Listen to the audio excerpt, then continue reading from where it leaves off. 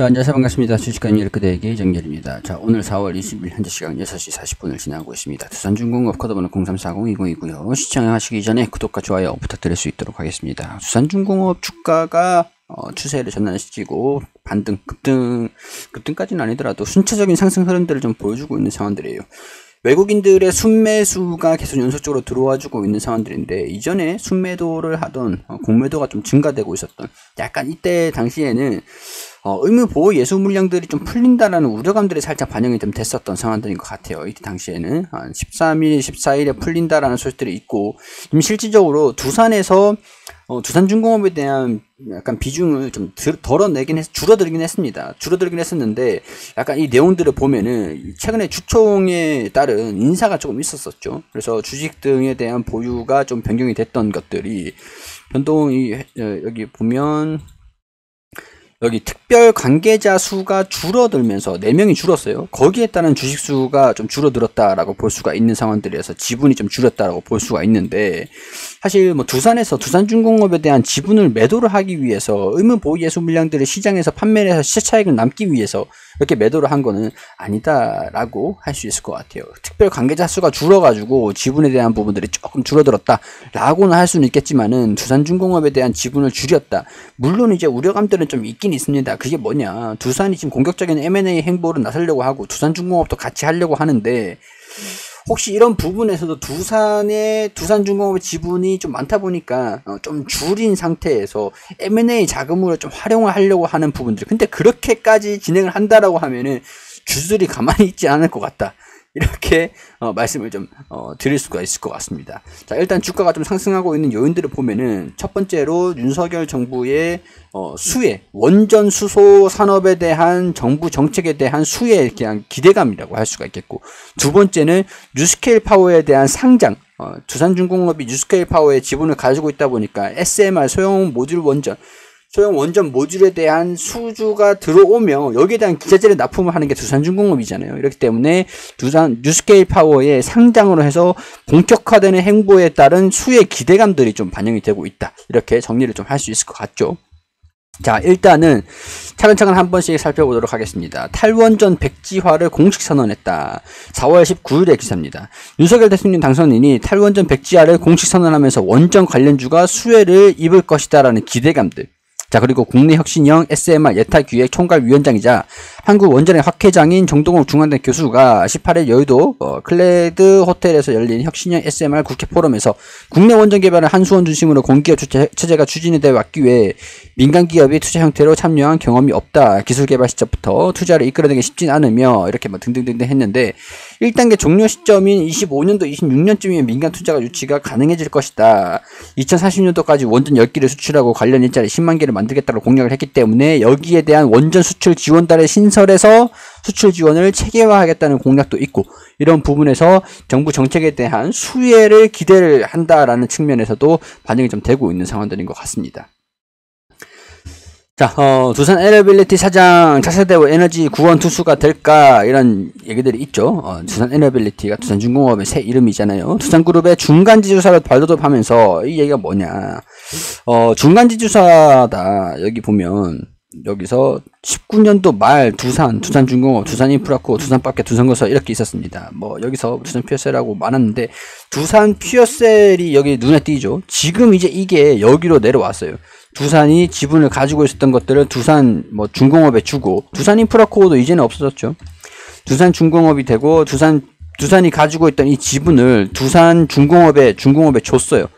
줬기 때문에 두산이 이제는 두산중공업의 중간 지주사로 해가지고 뭐 이렇게 됐는데, 뭐 여기서 안 나오는 것들도 있는데, 미국 법인이 있죠. 두산 퓨어셀 아메리카라고 해서 미국 법인이 있습니다. 이걸 또 두산중공업에 주느냐, 이것도 좀 이렇게 그거긴 한데, 일단은 그래요. 두산 이제 현재 이렇게 지분이 정리가 됐다라는 거죠.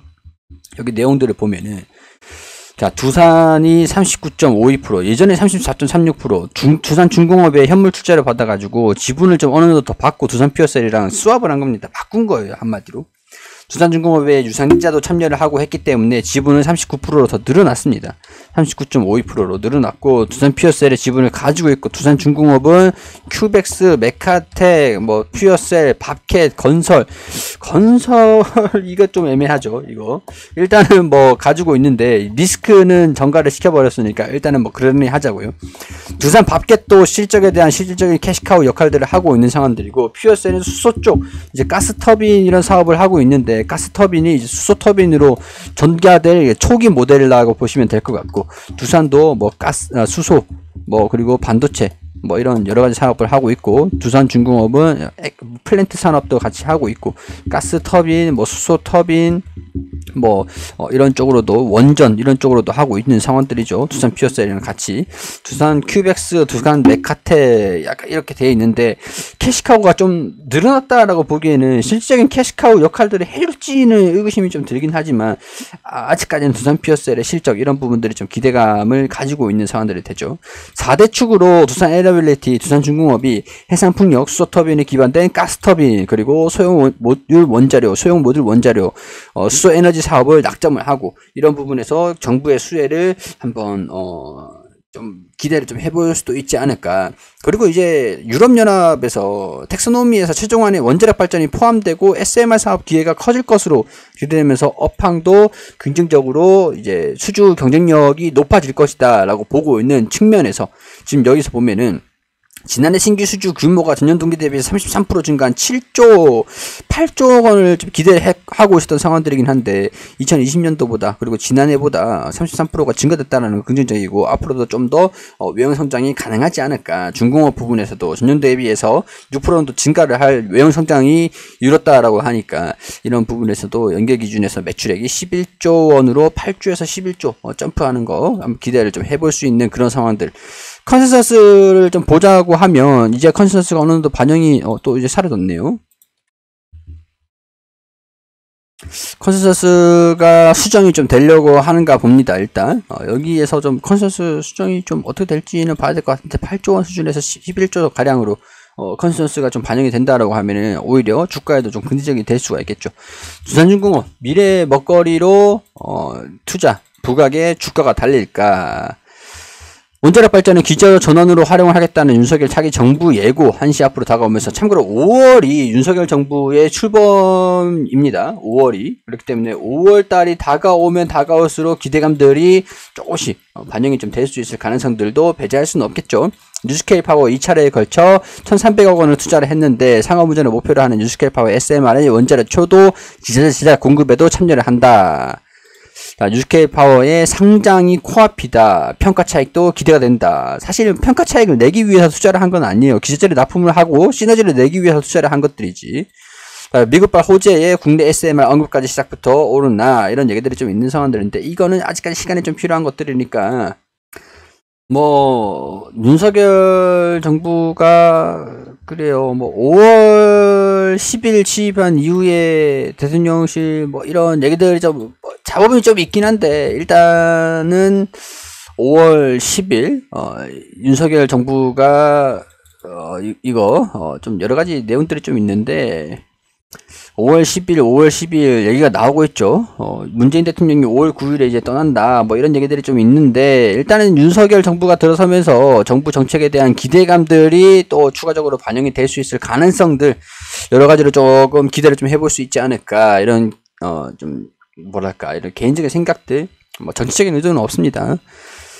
자, 일단 실적에 대한 기대감들, 컨센서스 변화도 한번 참고를 좀 해보면서 외국인들의 순매수, 뉴스케일의 상장 이런 것들도 기대감들을 가져보면서 22,000원을 다시 한번 좀 돌파를 해볼지 한번 체크를 좀 해보자고요. 돌파를 해보면서 차익실현 매물들이 안 나오고 무난하게 주가 움직임들을 보여주면은 기대감들 동반되면서 23,000원까지는 강세 흐름들을 좀 보여줄 가능성들이 없진 않을 것 같은데 일단은 뭐 거기에 대한 부분들을 좀 보자고요.